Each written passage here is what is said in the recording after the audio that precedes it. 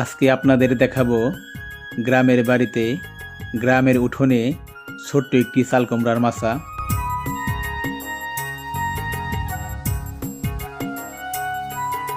ছোট্ট একটি গাছ, দেখেন কত সুন্দর চালকুমড়ার ফুল ধরেছে, দেখে খুবই ভালো লাগলো এবং চালকুমড়ার গাছগুলো দেখতে খুবই সুন্দর লাগছে।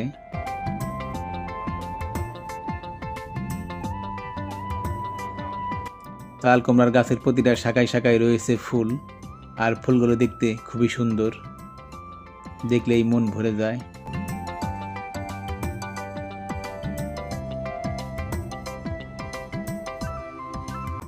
ছোট্ট একটি চালকুমড়ার গাছে অনেকগুলো চালকুমড়া দেখলাম, তার মধ্যে এই একটা দেখেন কত সুন্দর একটা চালকুমড়া হয়েছে।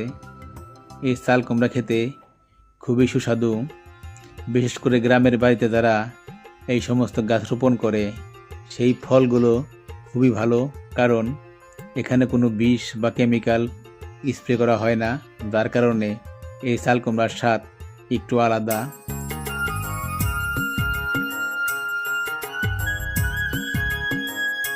এখানে আবার দুইটা চালকুমড়া একসাথে, খুবই সুন্দর, খুবই ভালো লাগছে।